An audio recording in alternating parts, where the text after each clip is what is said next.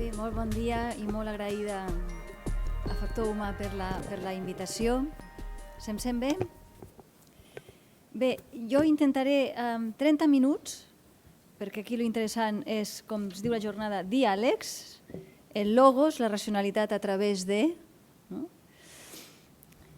que després hi hagi la interacció sobre la sèrie d'idees que jo aquí apuntaré, amb una retaïla de reflexions que les enumeraré per a que més o menys quedin clares les aportacions que voldria fer-vos. Dividiré la xerrada en dues parts. La primera serà més teòrica i tinc una sèrie de 5 idees que voldria teòricament exposar sobre ètica i responsabilitat. I després baixaré a 10 qüestions molt concretes dintre del paraigües teòric que ha fet la primera part. Aquesta segona part seran 10 qüestions, insisteixo, més concretes. Bé, anem a la primera part. La primera idea és que, efectivament, a vegades, quan ens quedem només amb la responsabilitat social corporativa, ens oblidem del marc teòric on un troba el seu perquè i la seva raó de ser. I, efectivament, aquí ja sortien preguntes de dir, escolta, a veure si la responsabilitat social corporativa me la redueixes a una qüestió de gestió i, per tant, me la redueixes a una burocràcia i, per tant, m'esclerotisses el bo que tenia en el seu origen. I és que ens dediquem a aquest tema de les ètiques aplicades, sempre hem recordat que la responsabilitat social és una cosa molt concreta dintre d'un marc teòric molt més ample que és l'ètica, i en concret l'ètica aplicada al món organitzatiu empresarial. I per això la primera precisió que vull fer, i perdoneu-me perquè jo soc professora d'ètica i per tant me dedico a explicar aquestes coses, no està de més tornar a recordar la distinció entre ètica i moral en societats del coneixement i societats accelerades on se'ns queden obsoletes les morals. I també, per tant, se'ns queda obsolet el concepte de responsabilitat social dels anys 70. I per això se'ns queda obsolet una esclerotització de la responsabilitat quan l'estem convertint en una cosa que no està entenent el canvi de concepció de l'empresa. Tothom entén el concepte, però no estem entenent les distintes nocions de concepcions de l'empresa. Quina és la distinció entre ètica i moral? Mireu, molt senzilleta, Aranguren. La ètica és pensada i la moral és viscuda. La moral té a veure amb hàbits i costums. Quan els romans, els de l'imperi romà, traslladen el concepte ethos grec a mos mores, la traducció ja és una traïció. I això ja està interessant recordar-ho. Perquè els romans són un poble pragmàtic, i està molt bé, que hicieron por nosotros los romanos, muchas cosas, ¿no? Però són juristes i són enginyers, són pragmàtics, nosaltres també ho som, Però els grecs són més reflexius, són més filosòfics, és un poble d'esperit de tarannà més filosòfic. I què passa amb la traducció? Doncs que, efectivament, mos mores vol dir hàbit, costum, vol dir conducta, vol dir acte, però ethos, que també significa això, tenia una arrel d'aprofundiment que el món romà va perdre, que vol dir caràcter. En últim terme, el que un fa és el que un és. I Heidegger ja ens recordava lo de l'oblit de l'ésser, l'olvido del ser. Ens hem oblidat que l'ètica no va només sobre el que fas, sinó sobre la teva identitat, sobre el que tu ets. I nosaltres som éssers històrics, som éssers amb el temps, en el temps. Jo sóc jo i les meves circumstàncies i les meves històries. En la societat accelerada de coneixement en el que està l'organització del segle XXI, les morals estan condemnades a quedar-se obsoletes. I, per tant, el concepte de responsabilitat social corporativa dels anys 70 se'ns ha quedat obsolet, perquè és reactiu, és limitatiu, és burocràtic, però anava molt bé quan va néixer perquè no hi havia res, era només rendiment públic de l'economia i, per tant, dels beneficis econòmics. Tot això oblidant que el vocabulari econòmic veia de fonts ètiques. Quina és la gran distinció, per tant, entre la ètica i la moral? Que la ètica és una reflexió crítico-racional sobre el que fem, amb l'objectiu de projectar la nostra identitat també com a organització. Dit de manera molt rotunda, hem vingut a treballar i a treballar-nos. I l'empresa continua treballant i molt, però continua oblidant molt el treballar-se. El ser del ser. No es tracta només de fer o no fer. Perquè, a més, jo recordo molt que tu pots obligar a fer, però no pots obligar a voler fer. I quan un no vol fer el que fa, hi ha quelcom que se li nota, que té que veure amb la calidesa, però té que veure també amb la qualitat, i té que veure amb la confiança que genera. I això, els que treballen directament assistint a persones, aquí tenim clarament docents, perquè són universitats, tenim recerca, estem obligats per llei a tenir comitès d'investigació i, per tant, és una qüestió legal. Als anys 60 ja dèiem, als anys 70, Milton Friedman, no? L'única responsabilitat social de l'empresa és, recordeu tots, als accionistes, complir la llei. Sostenibilitat econòmica i complir la llei. Jo encara llegia i llegeixo alguns codis que diuen nosaltres complim la llei. Hombre, com si hubiera alternativa. En aquest moment de corrupció, torna a sortir nosaltres complim la llei. Sembla ser que és molt. És que no només és qüestió legal. Per què? Perquè no oblidem que la qüestió legal, per qüestions de garanties jurídiques, necessàriament se queda obsoleta de seguida. I ahí és on l'ètica pot presentar el seu plus, de rapidesa, d'agilitat. Jo vull saber què tipus d'empresa vull ser i em caracteritzo per una història. Per quina raó, si no ens hem posat a fer relats d'on venim, qui som i on vol arribar a ser? Acabant amb Aranguren, ell deia que l'ètica és la disciplina que es posa a pensar qui podem arribar-hi a ser, arribar a ser el millor que podem ser amb el que som. Idealitat, dinàmica de capacitacions de poder amb el que és realitat. De manera que l'ètica és una reflexió crítico-racional sobre els hàbits i costums i aquests estan condemnats a quedar-se obsolets. Per tant, necessito una altra noció d'ètica que no sigui només reactiva, limitativa, sinó que sigui projectiva, que no només parli de restaurar el passat i les culpes, sinó projectar una identitat per la qual es volem caracteritzar i ser coneguts.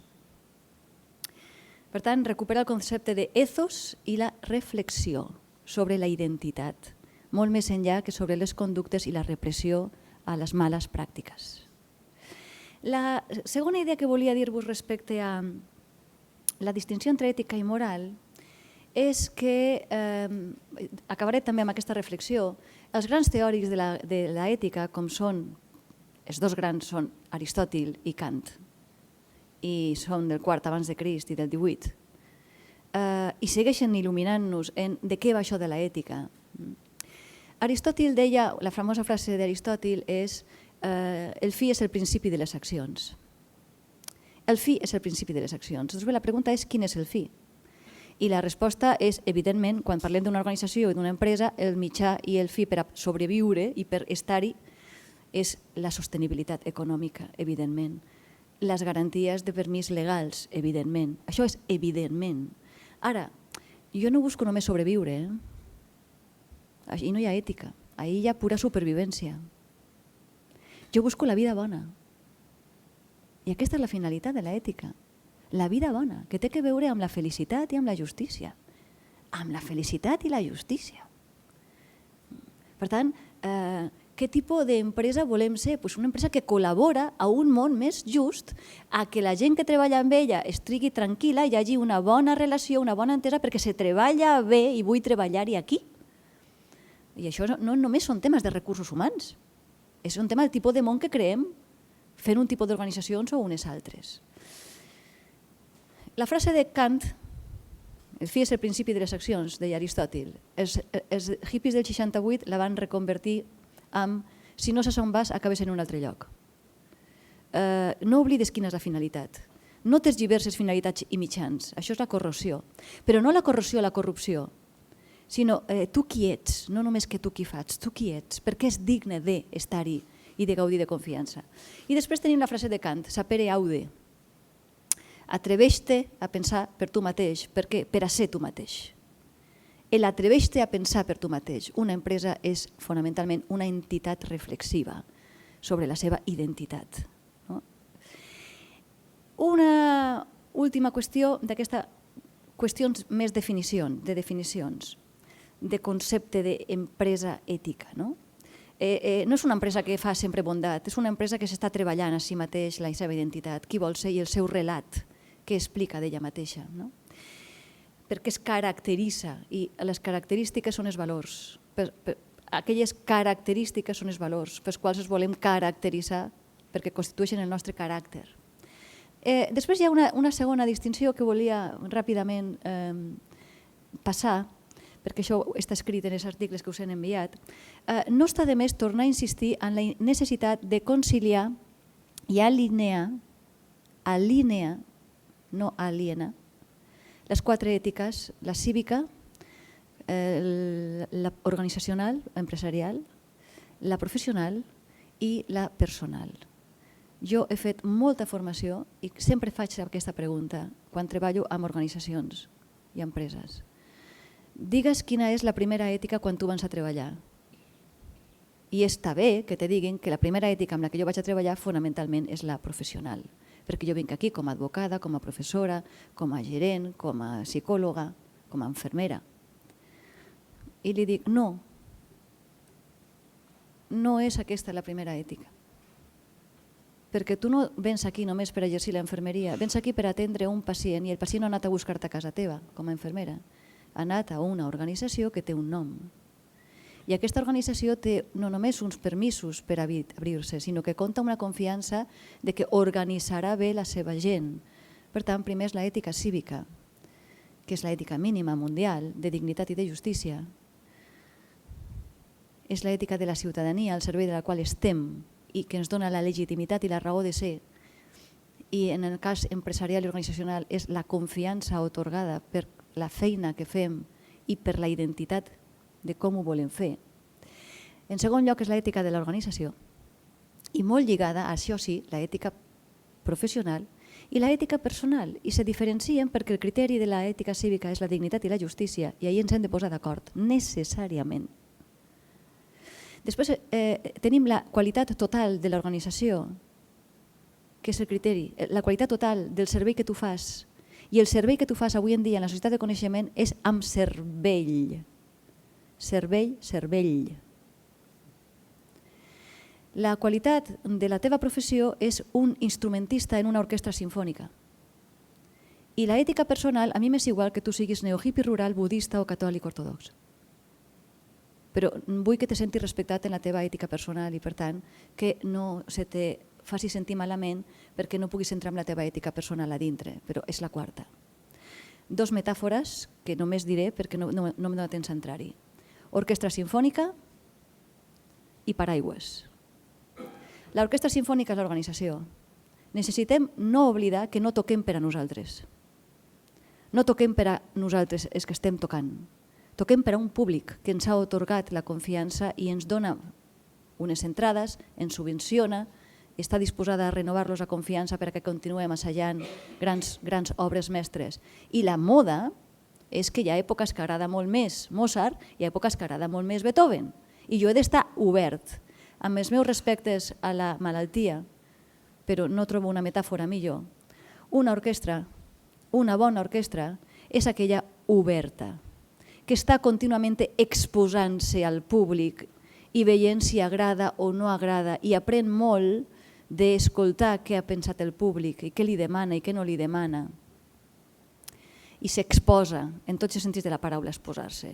El contrari és una empresa o una organització autista, amb tots els meus respectes a la malaltia, que no ha sapigut comunicar-se i que pateix de narcisisme o d'autocomplaença. El problema de l'ètica organitzacional no és només la corrupció, també ho és l'autocomplaença, perquè congela la imatge i se congela, s'esclerotitza i no fa història. i viu de rendes. L'altra metàfora, l'altra figura és una empresa mafiosa que tergiversa finalitats i mitjans. I això, com que estem en una universitat i jo vinc d'una universitat, després, si me dona temps i si no en les altres sessions, m'agradaria recordar que tenim un greu problema de waste of knowledge, de despilfarro de conocimiento.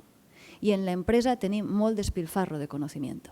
Despilfarro de conocimiento, és que no sé com dir-ho en anglès i en castellà. Malbaratament de coneixement, molt bé, malbaratament, waste of knowledge. Despilfarro és que és molt gràfic, no? El despilfarro. I malbaratament, com que el català mirem tot, el malbaratar no està barat. El cas és que tenim molt de coneixement que no sabem transmetre. L'altre dia jo li deia a un company meu d'universitat, a nosaltres no ens paguen per escriure papers.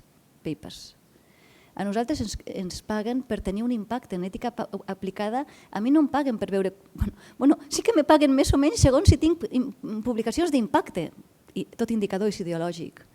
Però el meu impacte, potser en les revistes d'alt impacte, és molt alt, però jo no arribo a canviar la mentalitat de la responsabilitat social corporativa en aquest tipus d'empresa. Jo crec que tinc més impacte aquí, quan me reuneixo un matí amb vosaltres, que quan publico en el Business Ethics. De què estem parlant quan parlem d'indicador? Què estàs medint? Què estàs mesurant? Per tant, has capgirat finalitats i mitjans. El mitjà, sense adonar-se'n, està caient en corrupció, en ser mafiós. I la mafia pot ser està molt ben organitzada. I després tenim el paraigües, la metàfora del paraigües. La pantalla protectora, els humans som mamífers socials, no podem viure a la intempèrie, ahir cabem tots. L'eix del paraigües, dignitat i justícia, ètica cívica, l'eix del paraigües és l'organització. No hi ha pantalla que se mantingui sense una organització. Aquí està l'eix del paraigües. Si no hi ha eix, la pantalla no protegeix. Necessitem, els grans agents de canvi avui en dia són les organitzacions i són eixos fonamentals de la societat. Eixos fonamentals de la societat. I dintre estan les professions i les persones a les que atenem en aquestes professions. I cabem tots, però ha de ser un paraigües amb molt bon eix i dintre totes les persones professionals i ciutadans. Segona idea, vaig fatal de temps. Convicció i responsabilitat. La responsabilitat és el deure de retiment públic de comptes, de fer-se encàrrec de la vulnerabilitat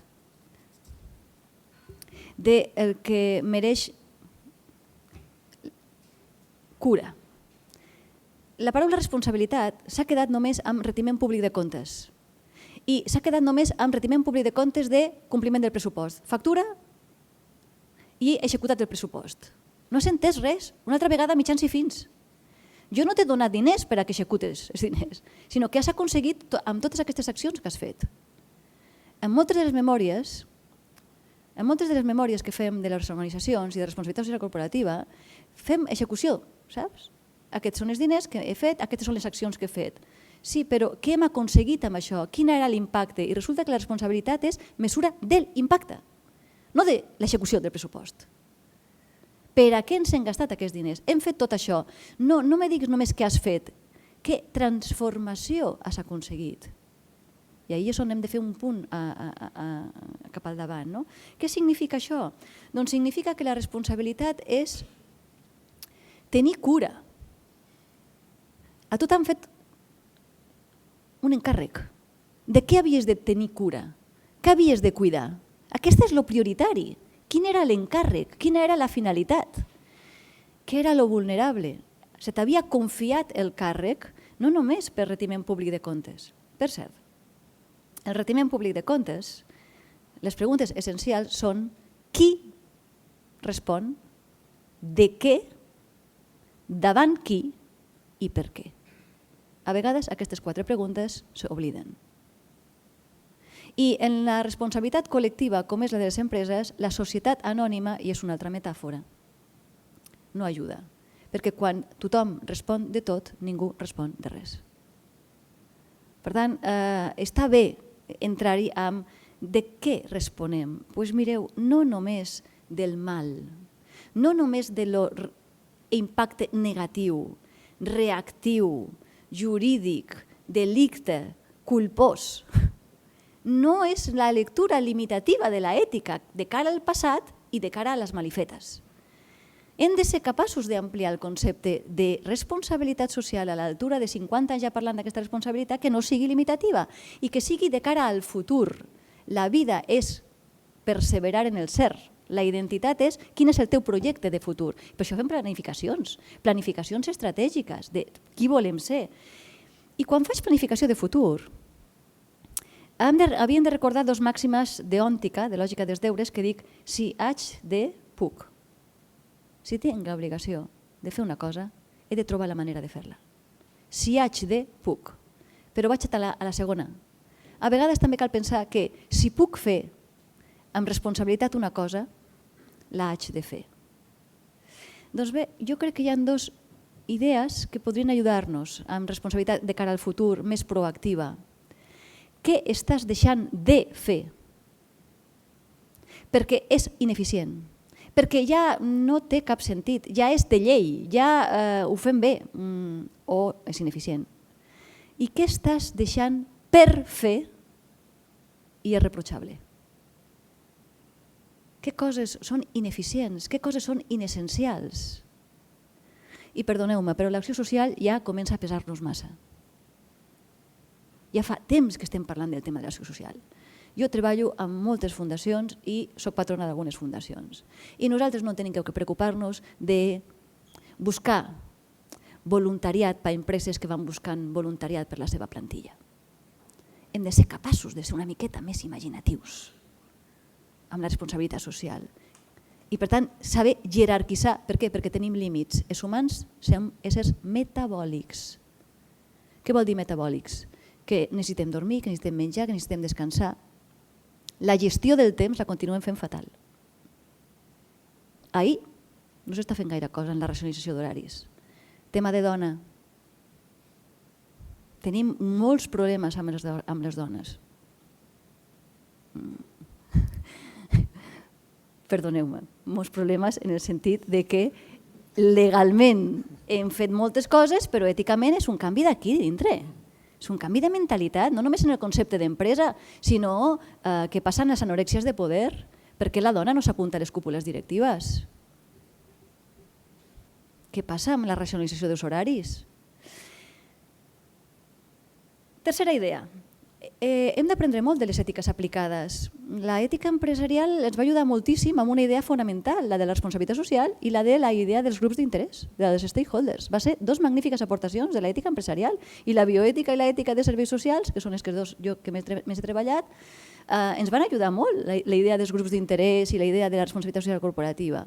Doncs anem a mirar també què ens han ensenyat l'ètica, la bioètica, i que ens han ensenyat l'ètica de serveis socials, per exemple. Més joveneta, l'ètica de serveis socials. Doncs jo crec que ens han ensenyat, com a mínim, que els comitès, si funcionen, els que treballeu en fundacions sanitàries, hospitalàries, sabeu que ens funcionen. Ens funcionen els comitès de recerca? No gaire, la veritat. Com veieu, jo no estic carregant-me. No se m'entengui malament, és que no vull autocomplaença. Per tant, no és el moment de l'autocomplaença, és el moment de la reflexió crítico-racional. Però no criticona, sinó perquè m'ho crec i no vull que me la desprestigin burocratitzant-me-la i convertint-me-la en una cosa mecànica que no té vida, que no té ethos. Per tant, malgrat que soni molt crítica, no és criticona, és perquè hem de continuar estan treballant-nos aquesta noció de responsabilitat i d'ètica de l'empresa. Doncs bé, us deia que els comitès d'ètica funcionen, en cert punt, funcionen molt bé. Els comitès d'ètica assistencial i els comitès de recerca han creat consciència de que determinades maneres de fer recerca no es podien fer, que determinades preguntes sense el consentiment de l'afectat no es poden fer, que qui fa la pregunta, qui fa la recaptació per a fer assajos clínics no pot ser el mateix investigador perquè hi ha biaixos. Hem avançat moltíssim, tot i que encara estem allà una mica congelats. Hi ha el que s'anomena síndrome de l'endarreriment en el creixement. No estem creixent adequadament, ens hem quedat allà com en unes inèrcies. Però ens han funcionat els comitès assistencials, per exemple, en què ens han funcionat? Doncs en les tres coses que en ètica d'empresa no s'estan acabant de funcionar. No es tracta només de que arribin casos i casos de problemes. No, es tracta també de que arribin reptes. No arribaven els casos, anàvem nosaltres a buscar els casos. Continuem pensant massa en clau alertadors. L'altre dia Sense Ficció va fer un molt bon programa. No? Continuem parlant en clau corrosió, en clau desconfiança. Continuem parlant massa en clau negativa. Que arribi el que fem malament. Mirin, no. Siguem capaços de no només ser reactius casos que fem malament, siguem capaços de reptes, no només raptes, no només errors. Quan arriben els casos és perquè creuen que podem donar un consell abans de fer-ho, no quan ja ho hem fet. Ens ha funcionat molt bé perquè fan moltíssima sensibilització a nivell de cultura hospitalària, per exemple. Fan moltíssima formació. Els membres de dintre, però després, en el dia a dia, i aquesta és la qüestió, en el dia a dia dimanen una cultura, no mecanismes, una cultura, una manera de fer empresa. Podem aprendre, per tant, dels comitès de bioètica, comitès assistencials, comitès d'organització, comitès de recerca, comitès nacionals, que fan recomanacions per a millora i no només per a erradicar, però a més van aconseguir fer canvis legals, i ahí tenim un tema. La nova llei de transparència catalana del passat desembre, del 14, i l'anterior també de l'espanyola, ens obliguen des de la responsabilitat social corporativa a fer molts canvis de com ens presentem en públic. I anem més enllà de la web. I anem molt més enllà de la web. Últimament estic dient que tanta infoxicació de les webs fa naufragar. I hi ha un llibre que us recomano de Han, de Byung-Chul Han, La societat de la transparència, que diu: vigileu amb tanta transparència perquè no heu sabut gestionar la pornografia. No sabeu distingir què és mostrar públicament per a guanyar confiança i què és exhibicionisme i generar més desconfiança, perquè quan més desconfiada o més mancada de confiança està una societat, més demanda d'informació fa. I no oblideu que hi ha estratègia empresarial, que hi ha audàcia, que hi ha prudència i no tenim resolt, i ahir un tema interessantíssim, què és de confidencialitat i què és de transparència, què no interessa i hauria d'interessar, què no pregunten i nosaltres voldríem que ens preguntin. Per tant, quin relat faig de la meva identitat no pot ser una infoxicació i tampoc pot ser un relat d'absoluta autocomplaença. Quarta idea. Perdoneu, abans de passar a la quarta idea. La ètica empresarial com a marc teòric i la responsabilitat social com a cosa més concreta ha de pensar quin relat fem de l'empresa, què explico de mi, qui soc. Ha de pensar en que l'empresa avui ja no és un individu aïllat, ha canviat l'antropologia. Ha canviat la cosmovisió de l'empresa. No és un individu aïllat que s'ha fet a si mateix, el self-made man. L'empresa avui és relacional o no és. L'empresa avui treballa en xarxa o no treballa bé. I per tant, la concepció de delegació responsable, qui fa què amb mi? I si un dels meus se desprestigia, me desprestigiu jo soc jo i les meves circumstàncies. Ens hem oblidat que continuem treballant la responsabilitat en plan, perdoneu-me, xiringuito. Molt la interna. I no, jo sóc jo i les meves relacions. Tots els pares que duem a terme un projecte educatiu, digue'm amb qui vas i te diré qui ets. Amb qui te l'alies. I aliar-se no tindria que ser amb qui te alienes, sinó d'alter, no d'aliud, d'alienació. I la majoria de les grans organitzacions no és la paraula controlen, no confien. I per tant, o no volen saber o tenen por de que desconfien que vulguin saber molt. Tornem al tema de què és de confidència i què és de publicitat i transparència. Ara, si anem a la quarta idea, anem a posar dos triangles que no hauria de ser de les Bermudes ni de la Santíssima Trinitat, sinó dos triangles d'orientació, d'ordenació. En el triangle hi hauria d'haver-hi, en el primer triangle, una... Mira, no sé si anomenar-lo codi, de conducta no, evidentment, no sé si posar valors, però a mi m'agrada la idea. Els germans hospitalaris de Sant Joan de Déu, que jo vaig a començar amb ells a estudiar aquestes qüestions, a mi me va agradar molt que parlaven de cartes d'identitat.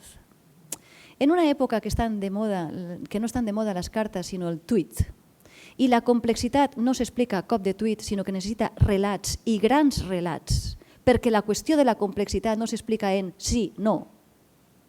No volíem fer-ho. Em sembla molt important tornar a recuperar el concepte de cartes. Cartes, epístoles, relats, perquè lliguen present, passat i futur, d'identitat. Jo me reconec amb allò que feia, i ho feia malament, i per això, perquè me vaig adonar que ho feia malament, ara ho sé fer bé. Bueno, doncs en un primer angle estan les cartes d'identitat, els codis de valor, com vulgueu anomenar-los. Són brúixoles que ens orienten sobre les nostres finalitats, missió, visió, valors. Segueixen il·luminant cap a on volem anar-hi. Segon, comitès de seguiment, però no reactiu, sinó proactiu, de reptes, de propostes, no de protestes. I en l'altre estaran les auditories i les memòries. Vull conèixer en què faig bé per compartir-ho, què faig regular per posar-me les piles i què faig mal per demanar perdó. I jo confio més en qui s'equivoca i demana perdó que en el que no que s'equivoca mai. I algunes memòries de responsabilitat social corporativa sembla que l'han fet els sants i que jo sàpiga que tots els sants estan morts. I és després que se canonitzen. I algun ha de demostrar algun miracle perquè és molt difícil ser sant. Segueixo amb la metàfora aquesta de... A mi m'agradaria llegir algunes memòries on diguessin miri, com vam gestionar això de malament? Com vam gestionar... Quant de temps van trigar a gestionar un escàndol en les xarxes perquè algú de nosaltres va plantar una cosa d'uns dels treballadors nostres que van fer fora? No sé què fan els meus proveïdors, no tinc la remota idea i demano disculpes perquè efectivament tenia que haver-ho sapigut, perquè el proveïdor és qui entra a casa de vostès a posar la caldera, perquè el proveïdor és qui entra a vostè i li fan una enquesta i jo no... Vostè m'ha obert la porta a mi, a Ferrocarrils, i resulta que jo no he entrat, que ha entrat una persona que jo havia delegat, sí, però no ha entrat ella, ha entrat representant, la gent l'ha obert a Ferrocarrils, o ha obert la porta o ha obert el seu telèfon. Per tant, per mi és molt important les auditories amb què fem bé, què fem regularint, què fem malament i què no estem fent, què estem deixant de fer i què estan deixant per fer, les omissions. I després anem al segon triangle. Qui som? La nostra història, el nostre present i com ens projectem, qui volem ser. I, sisplau, que el qui volem ser no sigui un eslògan publicitari, ser el número 1. És que això és nord-americà. El 99% no serem o perdem. Qui volem ser? Doncs volem ser una empresa que intenta donar un servei de qualitat. Quins són els teus serveis de qualitat avui? I els serveis de qualitat fa uns tants anys era que arribéssim, ara és que arribem puntual i ara és que quan no arribem puntual expliquem les raons imponderables pels quals avui ha hagut uns tormentes i per tant no podem arribar-hi a temps. I ho fem amb just in times en l'era de les tecnologies. I abans 24 hores era molt bon ítem i avui 2 minuts és fer tard si no has pogut explicar absolutament res a les persones que estan en el vagó. I que sigui el primer passager que està en el vagó qui se posa en contacte en Catalunya Ràdio, ho dic perquè treballeu en ferrocarrils, no? En un hospital, quan hi ha una iatrogènia, quan hi ha negligències per manca de fàrmacs, com estem gestionant que hi hagi més morts per manca, errors en medicació, seguretat del pacient, que per accidents de trànsit? Anem a gestionar com no estem explicant algunes coses que hauríem d'explicar, però no per generar desconfiança, sinó per dir, estamos trabajando en ello. Qui som? Què diem que som? Publicitat de la meva identitat. Què diem que som? I que no sigui un eslògan publicitari. I què diuen que som? No enquestes de satisfacció, perquè qui busca troba. Si vas buscant la satisfacció, trobes satisfacció. Jo també vaig buscant insatisfaccions. Jo no creixo com a docent quan em diuen que magnífica que soc. Jo creixo com a docent quan ve el llest de la classe i me diu avui s'explica fatal. Això i això i això I clar que te desmorona, però no t'ho diu per criticar-te, t'ho diu perquè té confiança de que tu no vas buscant el creixement, no vas buscant l'esclerotització. I l'última idea, i passo ràpidament a les 10 que volia, és que la reflexió crítico-racional que és l'ètica és una reflexió a nivell empresarial que fem tots els que estem en l'empresa. Hem de ser capaços de generar la consciència del nosaltres, explicitar què significa nosaltres l'organització, perquè no és una suma d'individus. I ahí és on la governança té un gran paper a fer. És molt important que algú vetlli per qui pensa la identitat de l'organització i les seves relacions. Per tant, 10 idees que les vaig nombrant per acabar. Hem de tornar a recuperar el marc teòric, necessitem espais de reflexió perquè l'obsolescència dels hàbits, costums, còdics, en la societat accelerada en la que estem, en la necessitat de I+D+I, innovació més investigació més desenvolupament, ens obliga, i és una història de reflexió, més enllà del fer, també del que no fem. És una identitat, és una qüestió de relat, de passat, present i futur. 2. L'organització és un ésser relacional. Cuido les meves relacions. Cuido les meves relacions. M'ocupo i me preocupo de saber qui són amb qui estic. I saber quan he de trencar una amistat o quan he de dir les coses, perquè en nom de l'amistat també haig de saber dir coses que ningú vol escoltar. I les veritables amistats se troben en la fortuna adversa. Els clàssics caldria citar-los aquí. No és quan te van bé les coses, és quan no te van bé qui està amb tu. Per tant, mira qui està amb tu realment. 3. Transparència. Què és de transparència? Què és d'interès públic i no hauria d'interessar perquè me fa perdre competitivitat? Què és de confidència i de confiança i no hauria de dir-ho encara? I què no interessa a ningú i hauria d'interessar? La gestió de la transparència, les noves lleis obliguen a unes coses, però l'empresa haurà de pensar en clau també estratègia de comunicació i, per tant, què diem, com ho diem i què no diem i què no diem encara. Tot el que dic és veritat, però la dosi de veritat la vaig dient conforme la gent la pot pair. I quan dic la gent la pot pair no dic només l'audiència, dic també a dintre. Ho dic perquè aquest és un tema de... Vaig a dir que vaig a reduir una plantilla perquè no me queda més remei i ho vaig a dir-ho ara. Són temes interessantíssims. La oportunitat del moment de transmetre una informació. 4. Gestió de la complexitat. Sisplau, deixeu de parlar de dilemes. El dilema és molt simplista. A o B. No, és que és A o B o C o D. I deixeu de parlar de problemes ètics, també parleu de reptes ètics. 5. Bones pràctiques, no només alertadors, sobretot innovadors. La innovació és un gran ingredient ètic, perquè és qui més està millorant per preservar i perseverar en l'ésser de l'empresa. Llarga vida a l'organització, llarga vida a l'empresa. Qui està pensant en el futur de l'empresa? No, jo ja estic jubilant-me, no, tu te jubiles, júbilo. Què vol dir júbilo? Que te'n vas perquè llarga vida a l'organització, llarga vida a l'empresa. Qui no sap on va acaba en un altre lloc i si ningú està pensant en...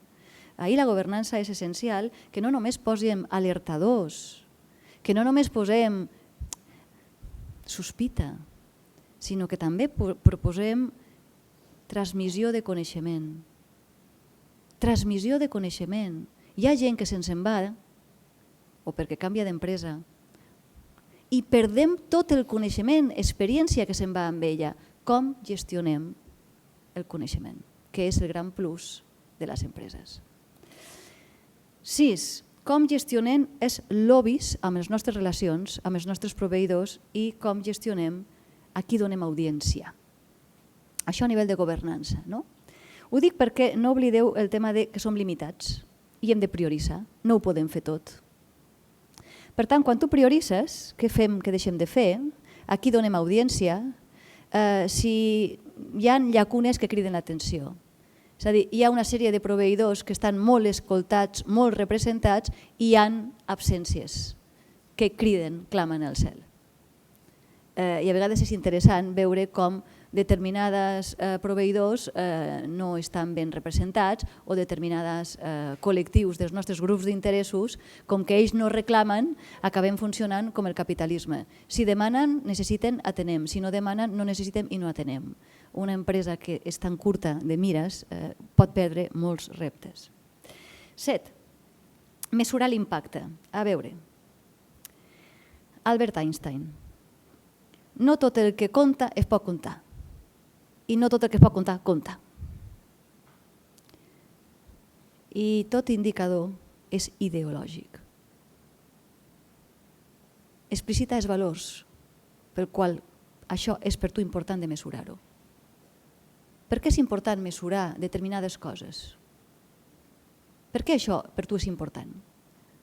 Tot indicador demostra interès. Hi haurà indicadors que demostren que tu tens molt interès en demostrar això, hi haurà indicadors que dius, i això per què t'interessa demostrar-ho? Perquè t'estàs exposant a que te critiquen per què t'interessa tant això i no t'interessa res altres coses. I te poden acusar de les teves omissions. Per tant, no només del que faig, sinó de per què ho vaig deixar de fer. Per tant, per mi és molt important el tema del reconeixement, les polítiques del reconeixement. I les polítiques del reconeixement que no siguin una lluita pel reconeixement de les minories. Quan parlem de recursos humans tornarà a sortir molt aquesta idea. 3 preguntes de la qualitat. 3 preguntes de la qualitat. Jo lligo la ètica a la justícia, la dignitat i el benestar de totes les persones que tenen que veure amb l'empresa. Doncs bé, la qualitat de les meves relacions, la qualitat dels meus serveis, la qualitat dels meus productes, relacions, productes, serveis. Doncs hi ha 3 preguntes que a mi m'ajuden bastant a saber com anem de qualitat i de qualitat de confiança. Què esperes de mi com a empresa i a mi m'agrada que ho esperis? Què esperes de mi com a empresa i a mi no m'agrada que ho esperis perquè l'expectativa és exagerada, és falsa o jo no me dedico a fer això o en l'entorn que tenim és exagerat, tinc límits? I la més important, per la innovació. Què no esperes de mi i a mi m'agradaria que esperessis? Ahí és on la gent està disposada a donar-te el seu capital confiança perquè te donarà idees. 8. Jo sóc jo i les meves circumstàncies. I tu has de saber quines són les teves circumstàncies. Aquí hi ha gent que porta molts anys fent responsabilitat social, gent que just comença ara, gent que no l'ha anomenat mai responsabilitat, sinó que l'ha anomenat d'una altra manera. Jo sóc jo i les meves circumstàncies. Per tant, acota les teves possibilitats. Digues quines són les teves capacitats. I parlant de capacitats, les empreses creen moral. Creen moral. L'ètica aplicada denuncia uns hàbits i costums com obsoletes i proposa unes altres. Crea moral. Sou els que podeu educar en la responsabilitat social corporativa. Heu pensat millor que ningú aquestes qüestions.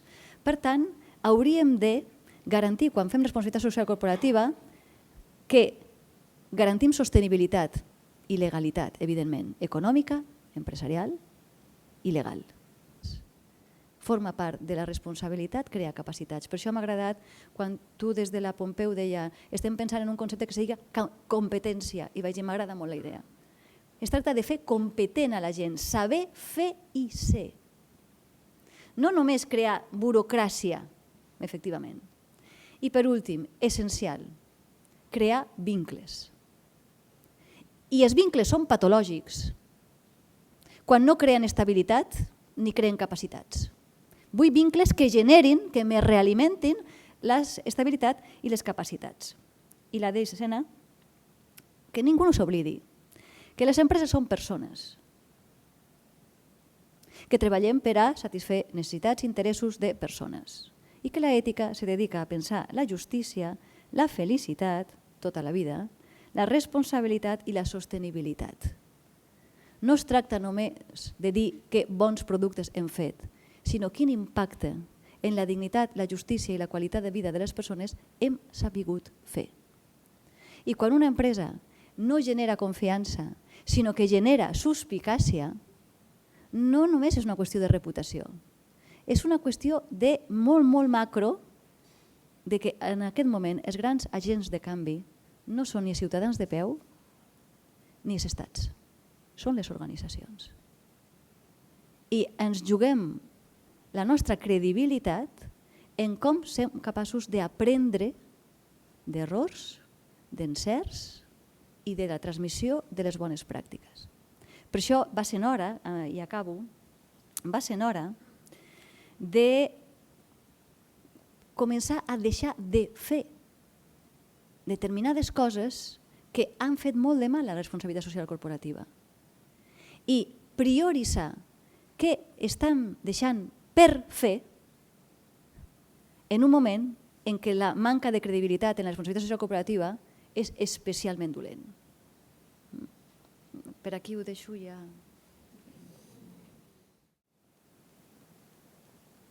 Bé, gràcies per les vostres reflexions i vaig intentar recollir una sèrie d'idees. La primera, començo amb una anècdota.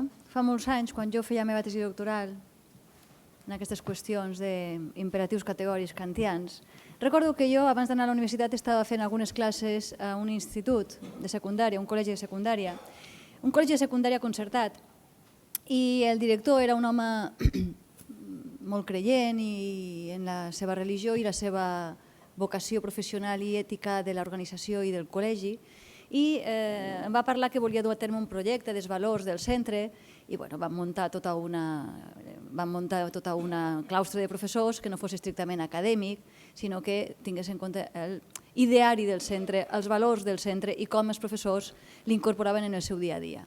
I recordo que me va tocar compartir taula de treball, com ara amb vosaltres, amb el professor d'informàtica. I s'ho va prendre en broma i va dir, bueno, jo soc informàtica, jo ensenyo software i ensenyo coses, per tant, què vols que et digui? I va posar, els meus ordinadors creuen en Déu. I jo li vaig dir,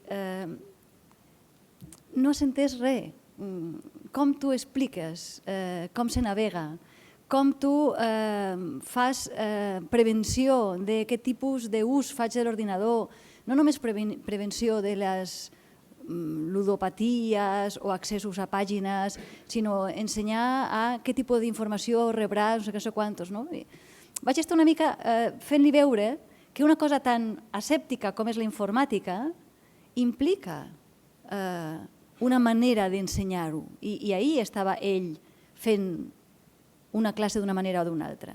Per què dic això? Perquè a vegades la gran pregunta, i aquesta és la primera idea, és que tenim els valors i la pregunta és què faig amb els valors i què faig dels valors. I saps què? Virtuts. La gran diferència entre el vocabulari moral contemporani i l'anterior és que el món clàssic filosòfic no va parlar de valors fins al segle XIX, perquè no s'hi calia. Parlaven de virtuts. I el que caracteritzava la virtut era un hàbit quotidià, ordinari, del dia a dia. I era un esforç continu per la coherència, perquè és el més difícil del món, la coherència. Això què significava? Doncs que entenien els valors com efectivament un relat d'identitat. Nosaltres hem explicat els valors com un anecdotari i en comptes de love is in the air, love is in the wall, penjat en la paret, el valor. No, ha d'estar en l'atmosfera, ha d'estar en, com dèieu aquí, això s'ha de respirar. Per tant, la gran pregunta és com els incorporo, com els encarno, com els institucionalitzo en pràctiques, no com faig la retaïla de... I aquí és on tenim el repte. I per mi el repte té que veure amb la imaginació. Ens ha fallat i ens ha faltat imaginació. Per què? Perquè la gent ha convertit l'ètica en una cosa o bé moralina, moral, o una cosa extraordinària. I la lectura que fem de l'ètica és de la vida ordinària, ordinària en el sentit magnífic de la paraula de dilluns i dimarts i dimecres. I per tant és una qüestió de relat de vida quotidiana. De manera que, ara vaig enumerant coses. A mi em sembla que quan fem formació no es tracta de dir ara anem a fer formació en ètica. No, què faig amb aquesta formació i quin impacte té aquesta formació en l'empresa? És ètica la següent qüestió absolutament vulgar. Si jo tinc un GIS, personal de gestió i serveis, fent cada matí una hora de feina, classe d'anglès, i han passat un any i truquen al telèfon i no saben parlar en anglès, estàs malbaratant recursos, això és una qüestió ètica.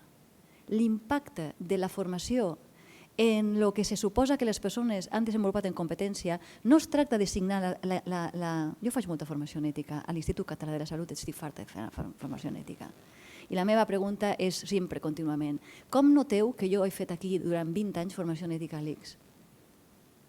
I jo tinc indicadors. En els actes i en els actes surt contínuament qüestions de vida quotidiana. Com es tracta aquest pacient, com es tracta d'impregnar l'ètica en la vida rutinària quotidiana, no amb extraordinaris manifestos de vigileu, no me convertiu l'ètica en una qüestió extraordinària, d'heroics. Ha de ser una qüestió de molta vida quotidiana i per tant m'agradava molt la pregunta de tu en la vida teva quotidiana quina és la dimensió ètica que li trobes. Per tant, sensibilització, efectivament, perquè no la veuen. No veuen el problema ètic. Per això el Josep se troba havent de fer una sèrie de coses de, escolta, jo no faig... Per què? Perquè han convertit l'ètica en una cosa com extraordinària. A més, si m'apures, de moralina. De moralina. Coses de reputació i no en la vida quotidiana. Per tant, sensibilització. Deixeu-me posar una altra anècdota. A mi m'ha cridat l'atenció que ja en els hospitals, que tenim aquí molts hospitals, no hi arriben casos de determinades seccions. I ningú s'ho creu que no n'hi hagin. El problema és que no ho veuen. No és que no hi hagin, és que no ho veuen. Per exemple, salut mental. Bioètica en salut mental està a les beceroles. No arriben temes de bioètica i salut mental. Per què? Perquè no ho veuen. Es tracta de fer una sensibilització, igual que abans no arribaven els casos, perquè no hi havia cas, no veien casos. Per tant, hem d'aconseguir canviar què entenem per ètica. I per això l'Anna deia, quan tu preguntes a la gent, escolta, responsabilitat social corporativa, aquests què són? És de la reputació? Hem reduït la responsabilitat a la reputació. Formació, l'impacte en la feina diària de la formació. Si tu has fet aquest curs, què rebré jo, en què podré notar que tu has fet aquest curs? Sigui d'anglès, sigui d'informàtica, sigui de comptabilitat. Doncs que abans es passaven 4 hores per fer un Excel i ara, si hem fet aquesta formació, en farem una. Molt bé, i aquestes 3 hores restants que queden, què farem amb allò que hem millorat? I això és eficiència, i eficiència és un valor ètic. A vegades, treu-li la gràcia de l'ètica, que vegin la perspectiva ètica. Un altre tema, la participació. Permeteu-me un consell. No aniguem amb les preguntes ja fetes. Deixem-nos interpel·lar. No només es tracta de preguntar als grups d'interès, ja venim amb les preguntes fetes. Deixa que flueixi el relat. Què interès tenen ells? No sempre és l'interès que nosaltres tenim. Perquè a vegades viciem unidireccionalment. Jo ja faig les preguntes, per tant ja dic què m'interessa i què no m'interessa. Estaria bé saber què interessa a ells i que a nosaltres no ens interessa. I evidentment m'ha agradat molt la idea de la metodologia. Jo sí que crec en les acreditacions. Sí que crec en acreditacions, certificacions per la metodologia. Perquè sistematitzes. I no cal tornar a pensar de nou com fer això, sinó que te donen una sèrie de camins, això vol dir metaodos, camins que ja estan traçats, que no cal tornar-los a inventar cadascú. I què te sistematitzen? Doncs, per exemple, que si hi ha un acte d'una reunió feta al grup d'interès, d'ahir surten compromisos i una agenda. I tal dia es vam reunir amb els proveïdors, i tal dia es vam reunir amb els competidors, i va sortir aquesta agenda, i van sortir aquests indicadors, i ahir és on vaig posant una agenda concreta. Han passat 6 mesos, què s'ha fet? Res, no progressas adequadament.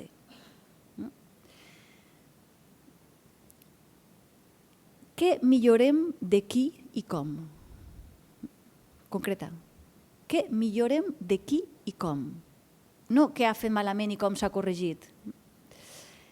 Els plans estratègics, reptes i riscos, preventivament, no fer de bombers a apagar focs, sinó fer la tasca preventiva, que ens agafi pensats i organitzats, havent-ho evitat.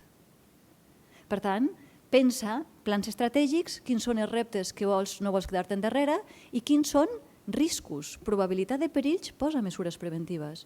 Riscos, evidentment, reputacionals, riscos de competitius. I després, tema que ho hem deixat molt de segon terme, tema de la sostenibilitat, sostenibilitat ecològica. Ho hem deixat molt, a una època que eren, i ara ho hem tornat a deixar una miqueta. Uns últims temes. És de responsabilitat social, em consta que teniu com una mena de sensació de solitud de corredor de fons o la soledat del portero que para penaltis, que tothom el mira allà i estan a veure si salva o no salva el partit. Em sembla que hem d'aconseguir la transversalitat de realment què estic fent jo i jo no hauria de fer això. Aquí hi ha un risc de coherència, de dir m'estic quedant sense feina. Si estic dient que el que faig jo ho hauria de fer un altre, el bo que li pot passar a una responsabilitat social corporativa és que desaparegui com a departament. Tornem a aquestes qüestions interessants. Perquè si s'aconseguir que sigui transversal, bé, jo crec que no, perquè sempre ha d'haver-hi algú que en sap més del tema i que per tant porta una miqueta de lideratge en aquestes qüestions. Jo veig problemes morals a tot arreu perquè és la meva deformació professional. L'informàtic veu problemes informàtics a tot arreu perquè, per tant, jo sí que crec que hi ha, malgrat que la vida quotidiana és això, l'ètica està en la vida quotidiana, diguem-ne, expert en ètica, expert en responsabilitat corporativa, ha pensat més en aquests temes, està més llegit en això i, per tant, continua portant una tasca de lideratge considerable en la sensibilització i en quina formació fer. I l'última qüestió em sembla molt important. També, això en parlarem les properes vegades que parlem de lideratge i de directius i per tant de recursos humans, jo sí que preguntaré molt la consciència de pertinença. La consciència de pertinença no només dels treballadors interns, que això ja ho veurem en recursos humans, sinó si vols ser i estar aquí amb això, amb nosaltres. Aquesta pregunta tan intangible, no? Que la gent pugui manifestar si se troba tot el tema de climes laborals, això ja en parlarem quan parlem de recursos humans, però no només a interns, sinó a proveïdors, a aliats. Si vols ser-hi aquí, amb això, amb nosaltres. I evidentment que no te diran la veritat.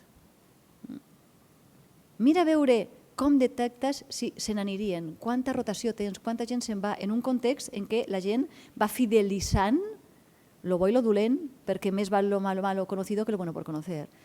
Veure si hi ha fidelitzacions, vincles patològics, perquè la necessitat apremia, o són realment opcionals, perquè me podia haver marxat, però no em marxo, em quedo aquí. Sí, ser capaços també de compensar i recompensar les fidelitats autèntiques. I són al llarg del temps. Són al llarg del temps. Quan la gent t'està sent lleial, i ahir tenim un valor molt poc apreciat en l'àmbit empresarial, que és la lleialtat. No només dels teus treballadors, sinó dels teus competidors. I en moments de vaques flaques això es veu molt clarament. Com no te n'has marxat, te n'has quedat. Per tant, posem-li imaginació al tema de concretar indicadors, però no oblidis que tot indicador implica el per què tens interès en això. Explica molt el per què de determinats indicadors. Fes pròlegs a cada indicador, perquè si no la gent no sabrà per què t'interessen aquestes coses i no t'interessen unes altres. Perdoneu-me, però la causa dona me segueix cridant l'atenció, no surt gaire, i tenim molt de tema a fer. Molt de tema a fer amb racionalització d'horaris, promoció, visió del talent, i no és un stakeholder, no és una minoria, però és un tema que les empreses en tema de responsabilitat social corporativa estan a les beceroles. Cal de construir el business en perspectiva de gènere, i no només de dona, sinó també de la convivència de les famílies, de les altres dimensions que totes les persones han de tenir. són la restricció dels horaris, aquestes coses que anirem veient, són temes que l'empresa té molt mal. El tema de no només la gestió del talent, la gestió del gènere, el tema d'hores maratonianes. Són metabòlics. Hi ha empreses maltractadores per les hores maratonianes a les que es posen a. No és un bon treballador el que treballa més. Això són temes que hi ha molt temes a fer, que això ho estic deixant per allà, temes de recursos humans, etc. Vosaltres teniu la feina de posar-li imaginació a què indicador humil, senzill, fàcil, en l'època accelerada, avui ens interessa tenir per fer una foto. I aquesta foto esclerotissa. Dintre de quant temps aquesta foto ja no ens serveix.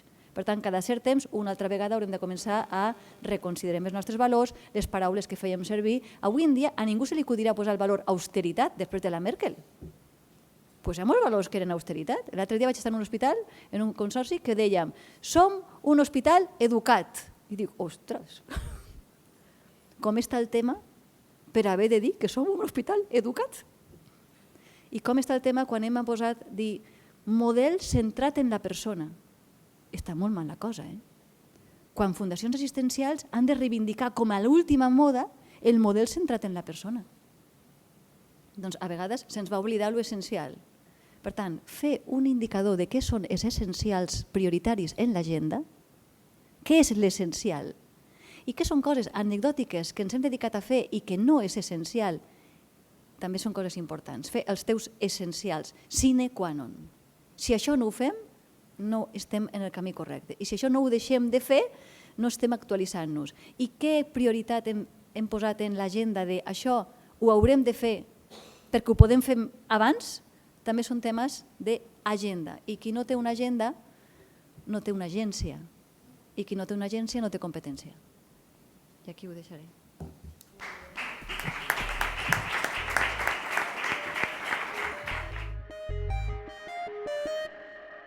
Obra social La Caixa, l'ànima de la Caixa.